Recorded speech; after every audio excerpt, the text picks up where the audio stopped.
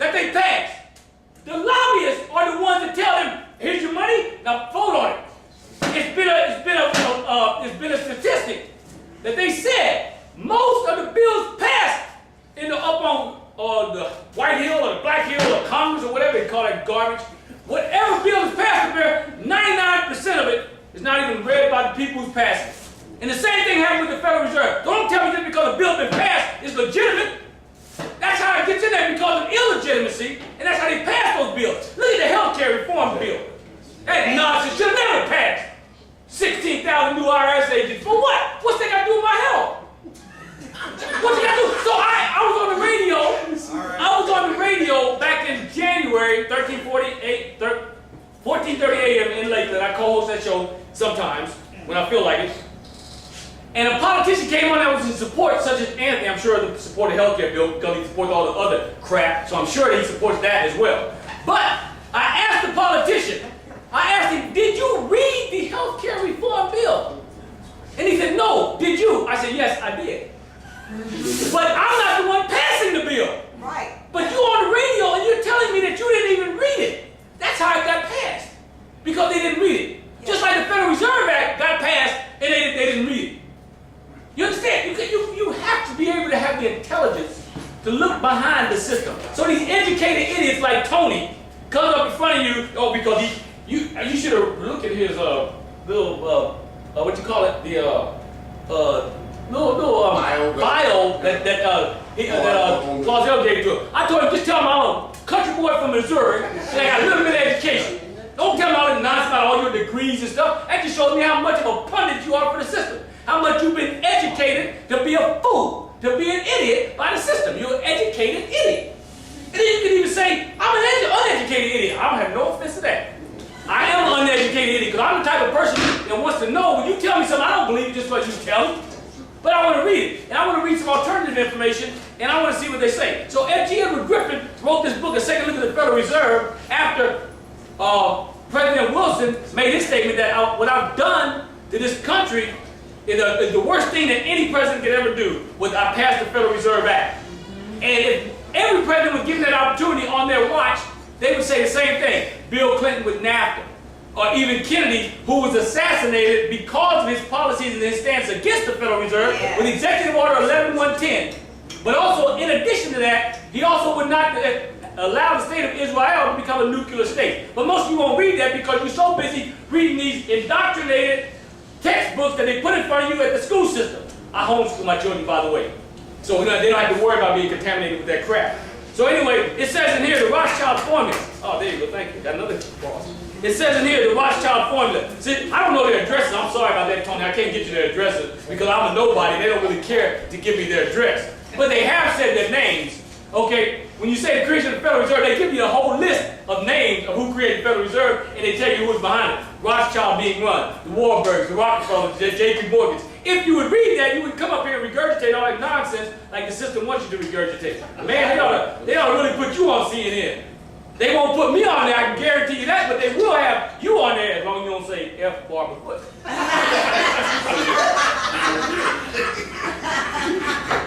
And when I say educated, but Aaron knows, I mean, it's not a personal attack on Aaron. But we sometimes have to say things out of character to get people's attention. And Anthony's good at that, and I sure am. Because I call us educated idiots and uneducated idiots. The biggest problem is you. That's the biggest problem. That's why bills get passed on Capitol Hill that we have no idea what they are until they come into existence. Like the Homeland Security and the Patriot Act. Yeah. Should have never been passed. Nope. Should have never been passed. But nobody reads that material. Nobody reads that material. So here, Rothschild formula, let's say 217. Boy, I better hurry up because I don't got time. 217 of the Creature from Jekyll Island. Those of you who should read it, and Anthony, I wish you would read it, and then we can have a better debate. Well, we won't be having this debate if you read it. But anyway, since you haven't read it and you want to know their addresses, they called me and told me they don't care about giving you their address. They called me while I was sitting there while you rambling on. Anyway, it says here,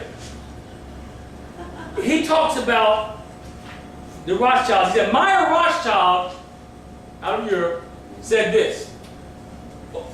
I don't need to look at it to say it. I know what it says. I don't care nothing about any government that you have. I don't care nothing about your government. You can have anything you want. You can have a democracy, you can have a republic, you can have a communist, you can have a fascist, you can have anything that you want. As long as I control the money, and Anthony did say money rules the world. Did it not? Did you not? Money rules the world. And those that control the money rule the world. I need to add that on there. Because money don't rule the world, because money needs some direction. What do you think? Gold out there just ruling the world? No. Come on, think about what you say. Money don't rule the world. The people behind it, behind the money, they use the money to rule the world. And so that's what the Rothschild said. I don't care what government you have. I don't care. As long as I control their purse strings, then I'll control them. And I'll use wars to make profit. And if I don't have an enemy, I'll create an enemy. Just like what's going on today with 911. Now the topic of this discussion was who controls the government. And somehow we were missing, I don't think we're dwelling on that like we should, but who controls the government is the Federal Reserve System, the central banking system that we failed to study.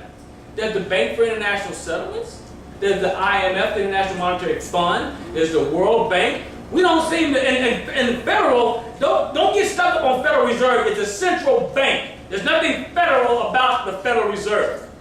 Okay, there's nothing federal about it, there's no reserves. Yeah, that's right. Make sure you're clear on that. It's a central bank. They had to call it a Federal Reserve because the people in this country, as intelligent as they were and was, they was not going to allow a central bank to come in this country. So they were shooting up and say on Jekyll Island, they said, we'll rename it a Federal Reserve. And then these idiots will accept it. And that's exactly what us idiots have done, is accept it. And shame on us. The biggest problem is us. That's the biggest problem. Give me a hand clap. Somebody talk to me.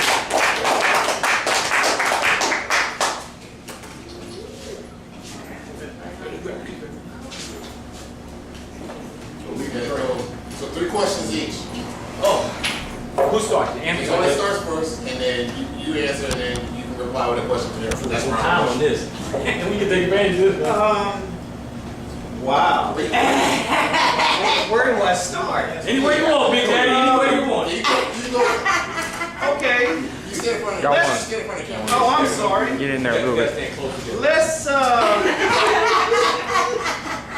Let's begin by you telling me who these international bankers are. Can I? Do we have time?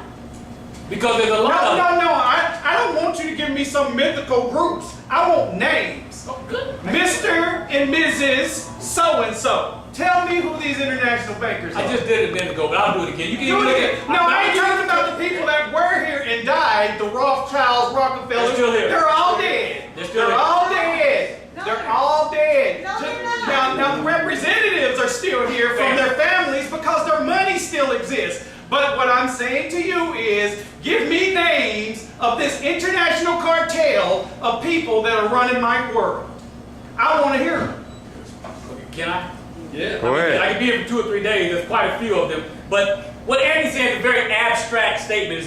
But that's what educated idiots do. Is they give abstract statements like, give me the name. Who cares about the name? But I'm giving you the name. I hear about the names. Moderator? Yeah, let them finish. Let me Yeah. thank you, Big Daddy. Come on, relax now, buddy. Okay, here. I'll be here forever telling you the name, but here, let's go with one controlling one is, if you read Rothschild.